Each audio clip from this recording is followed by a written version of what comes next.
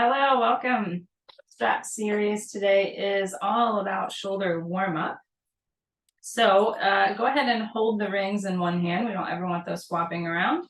Find a comfortable cross-legged position. It doesn't matter which leg is in front. This is just to give you comfortableness in your seat, but also to give you width of how your knees are sitting in relationship to your shoulders. And that's because as we hold the rings in one hand, we're going to take the other hand, stretch the strap straight, not super taut, but just straight, and rest your wrists at your knees. This is typically a very good starting position because it's just a little bit wider than the shoulders. And then start to lift your arms up. We want to stop with the arms in line with the ears, making sure that the wrists are not broken backwards or that the elbows are bent. We want to keep all of that nice and straight, and then just come forward and down. That's all you're doing. You may notice that if there's tension or tweakiness or even a clicking sound in the elbows or the bicep or even the head of the shoulder, that it may be more suitable for you to stop in front of the ears rather than directly up and overhead. And then, of course, as we're sitting here and moving through this, if we have tightness in the shoulders, what may happen is that you push ribs forward and butt back to get the elbows, or rather the biceps, in line with the ears. But we want to be able to keep the spine straight so that we're really just moving the arms in the socket and not shifting through the spine so much.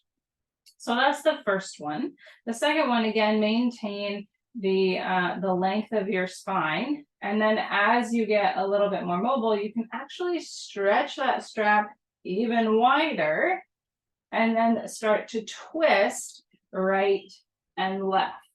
And so again, we're just trying to keep the shoulders, especially as you come to the center, in line with the hips.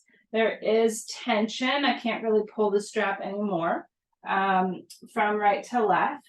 And I'm working the obliques, or the abdominal muscles on the side, to find this rotation.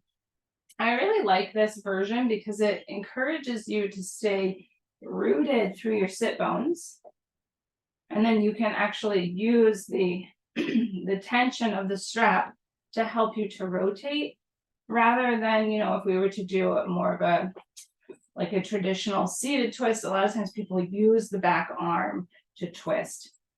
And in the strap version of the rotation to warm up, you can do that without the use of the arms. All right, so let's do a little bit of a deeper backwards tilt with the arms. You start pretty much the same way, the wrists in line with the knees, just to give you that basic length. And then as you reach the arms up, go ahead and stretch the arms a little bit wider. I would say this is another 2 inches or so on either side of the knees. Okay, so you've got this nice strong pull through the strap. Again, making sure that we're not moving at the ribs. And then when we come up, we go past the line of the ears, letting the inner side of the wrists pull up. And we want to feel, though you may be able to look in the mirror and see also, that you're stopping in line with the shoulders, right? So we're not going all the way down to the butt. We come forward to relax, create a little bit of tension, lift up, and start to pull back just in line with the shoulders. And this is to hug the shoulder blades together and move them down the back. We'll do this just a few times, relaxing as you come to the front, creating that little bit of tension through the strap, squeezing the shoulder blades together and down the back. Good. Now let's say we wanted to go all the way down to the butt behind us. Is that safe? Is it feasible? Yes, depending on your range of mobility. So remember when we first started, I had you holding at the knees, and if there was tension, then we stopped short of that end range, because this will be your end range if there's tension or pain or clicking. And the same thing is true for all of these ranges of motion. We want to be able to really connect to the communication of the body as we're moving. So we go wider than the knees. Again, it's about 2 inches on either side, long enough that you can still create tension when you lift up.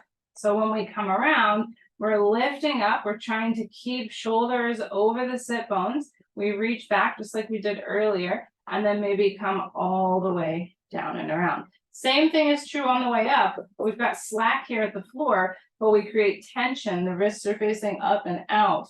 We reach up, now wrists face forward, inside of the wrist anyway, and then we come down, and then those inner wrists will face the earth. So feel free to play with this just a few times, feeling the shoulder blades glide together, maybe up, and then back down. And then as you go backwards, the shoulders will lift, squeeze together, and drop down. Okay, so that's that full circle. So we've got arms up in line with the shoulders, with the ears, excuse me. Arms up and back in line with the shoulders. Arms all the way back, trying to keep that nice level spine. Is this something you can do without the strap? Yes, as I'm showing. And then of course, if you need to stop in front for any reason, it would be the same thing. Maybe just slowly working yourself back degree by degree to find that range of motion that works for you to keep shoulders over hips. And then of course we also did the rotation.